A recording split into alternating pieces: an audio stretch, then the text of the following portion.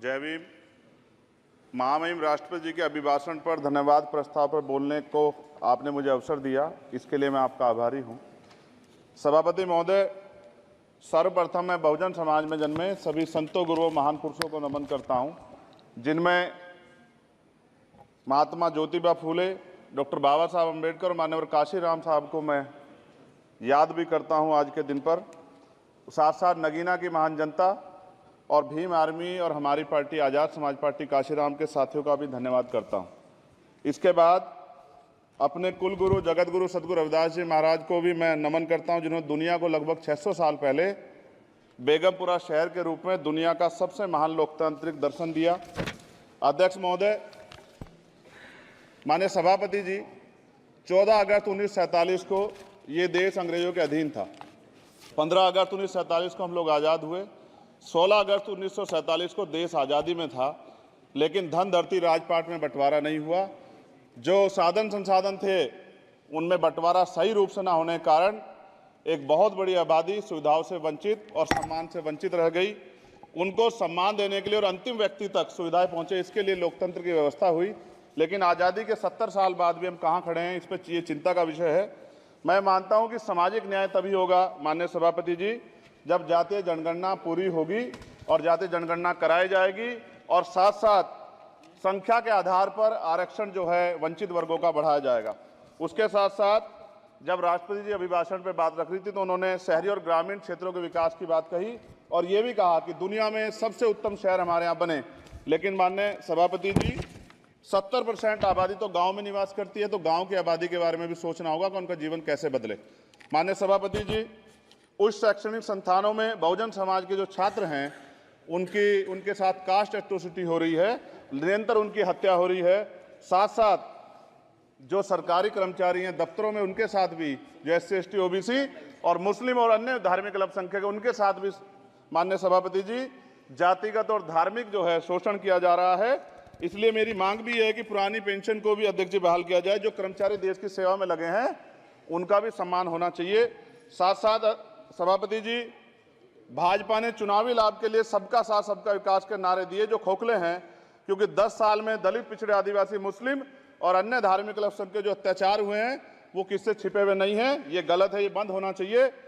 सभापति महोदय जी, महामहिम राष्ट्रपति जी के अभिभाषण में निजी क्षेत्रों में SC ST OBC को रिजर्वेशन देने का कोई उल्लेख नहीं हुआ है, जो कि आज चर्चा का विषय, क्योंकि 98% प्राइवेट सेक्टर है, 2% सरकारी सेक्टर है, तो 98% प्राइवेट सेक्टर में भी हमारी हिस्सेदारी की बात होनी चाहिए।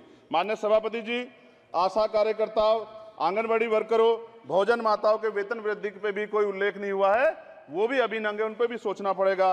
माननीय सभापति जी, जिस क्षेत्र से मैं चुन के आऊँ नगीना से, वो बहुत पिछड़ा क्षेत्र है। उस क्षेत्र में कोई विशेष आर्थिक पैकेज नहीं दिया गया, रोजगार की सेवाएं नहीं है, नौजवान पलायन करता है।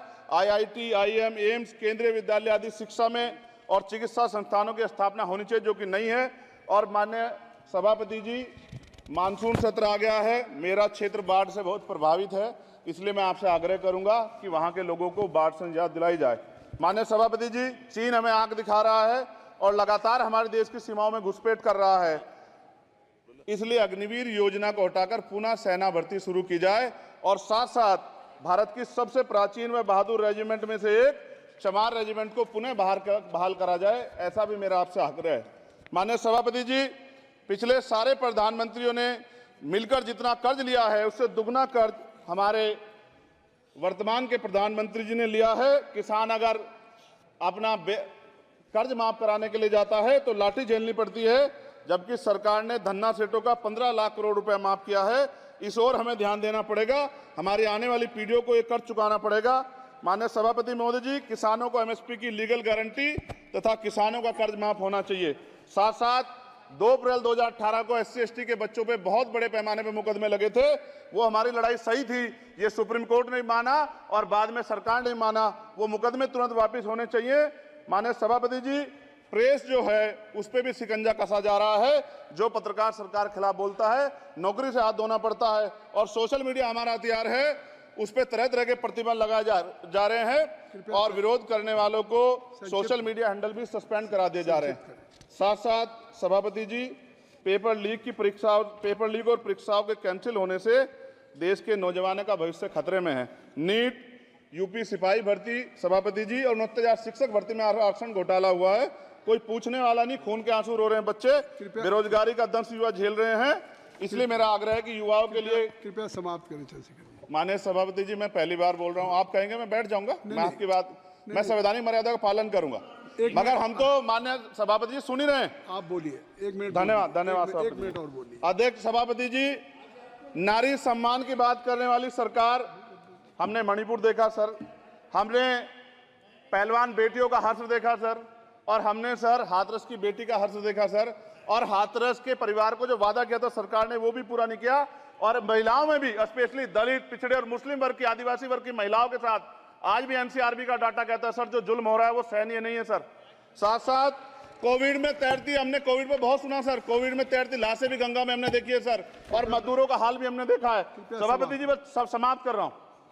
नोटबंदी पे छोटे मजले उद्योग की जो कमर टूटी वो भी हमने देखी है। सभापति जी, शैक्षणिक संस्थानों, विश्वविद्यालयों में, चिकित्सा संस्थानों में ओबीसी एसटी के योग्य अभ्यर्थी को एनएफएस करके जिस तरह निकाला जा रहा है, लेटरल एंट्री करके जिस तरह हमारे रास्ते बंद किए जा रहे, ये भी हम देख रहे हैं सभापति जी। साथ साथ मेरा ये कहना है सर, ये सबका इशू है कि प्राइवेट कर्मचारी सर और सरकारी भी कई जगह पे 8 से ज्यादा घंटों से काम करते हैं, और उनको जो सर उचित वेतन भी नहीं मिलता, तो न्यूनतम वेतन 20,000 रुपए तय हो और 24 घंटे की ड्यूटी। उदाहरण के तौर पे यूपी पुलिस सर बहुत पूरा काम करते हैं वो लोग, वो राज्य के विषय हैं। आप सर मैं आपके राज्य सरकार के लिए भी आपके संज्ञान में डाल रहा हूँ विषय सर, पुलिस सब जगह है सर, लेकिन सवाल ये है सर, बहुत पसीना बहाते हैं, 8 घंटे की ड्यूटी और वेतन विसंगति, बॉर्डर स्कीम से उनको जो बाहर किया जाए। माननीय सभापति जी, 1 मिनट चाहिए सभापति जी।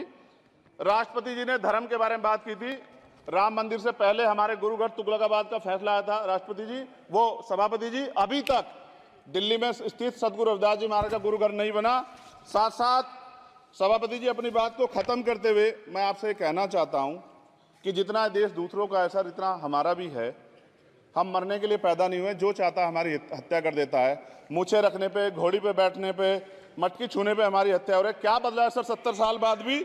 दलित, पिछड़े, मुसलमानों पे हिंसा नहीं रुक रही है सर। मेरा आपसे संरक्षण के साथ ये आग्रह है कि इन घटनाओं को रोका जाए, और देश किसी की बपोती नहीं है, देश संविधान से चलता है सर, और संविधान से चलेगा, संविधान छेड़खानी